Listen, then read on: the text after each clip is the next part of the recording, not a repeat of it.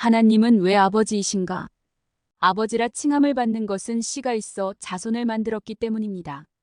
아버지와 자녀들은 같은 성씨를 가지고 있습니다. 그렇다면 하나님과 하나님의 자녀들도 동일한 씨를 가지고 있어야 합니다.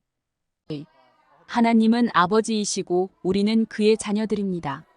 하나님을 믿는 모든 사람들은 하나님을 아버지라 부르고 있으니 그를 믿는 모든 자녀들은 그의 자녀가 됩니다. 그렇지만 하나님은 하나님을 아버지라 부르는 모든 자의 아버지가 아님을 성경으로 설명을 하고 계십니다. 그러하니 하나님을 아버지라 부르는 모든 사람들은 혹 자신이 그 부류가 아닌가 하고 한 번쯤은 자신을 돌아보고 하나님을 아버지라 부를 수 있는 분명한 자격을 가져야 합니다. 3. 하나님의 씨는 무엇인가? 하나님을 아버지라 부르는 모든 사람들은 하나님의 씨를 알고 있는 것일까요? 길에서 조사를 해보니 믿는다는 모든 사람들이 하나님의 씨를 모르고 있었습니다. 그래서 하나님의 씨가 무엇인지 알아봅니다. 하나님의 씨에 대하여 알아보기 전에 먼저 세상에 있는 씨의 이치를 먼저 정리해봅니다. 모든 생명 있는 것에는 씨가 있습니다. 그래서 씨는 모든 생명의 근원이며 자라는 성질을 가지고 있습니다. 그 씨로 아버지가 되고 자손이 됩니다. 식물에게 씨가 있어 콩 심은데 콩이 나고 팥 심은데 팥이 납니다. 동물에게도 씨가 있어 양에게는 어린 양이 태어납니다.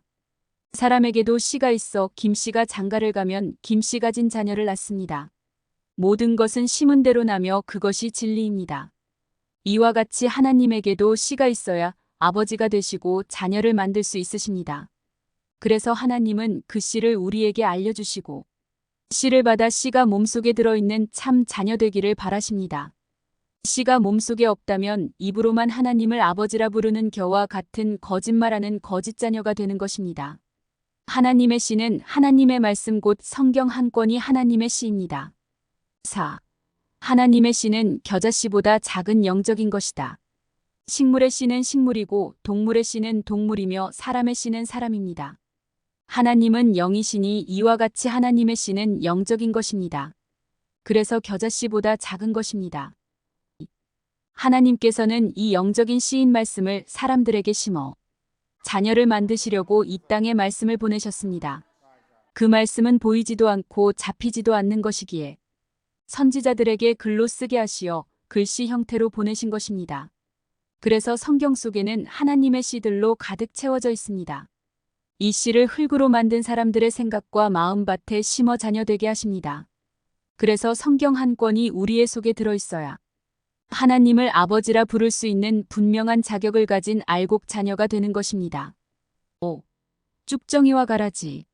하나님을 아버지라 몇십 년 동안 주기도문을 통해 고백하고 불렀지만 성경 한 권이 속에 있지 않으면 쭉정이라 할 수 있고 성경을 알아도 잘못 알고 있으면 가라지라 할 수 있는 것입니다. 6. 좋은 씨 진리 가진 알곡과 나쁜 씨 비진리 가진 가라지. 하나님께서는 영도 두 종류이며 씨도 두 종류이고 신앙인도 두 종류임을 성경을 통하여 밝히시고 계십니다. 영은 성령과 악령이 있는데 두 씨는 예수님이 뿌려주신 참 해석인 좋은 씨.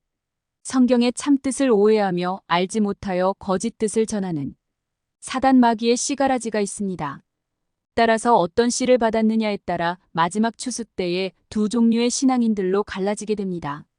성경을 바로 알고 열매 맺는 장성한 나무가 됩시다.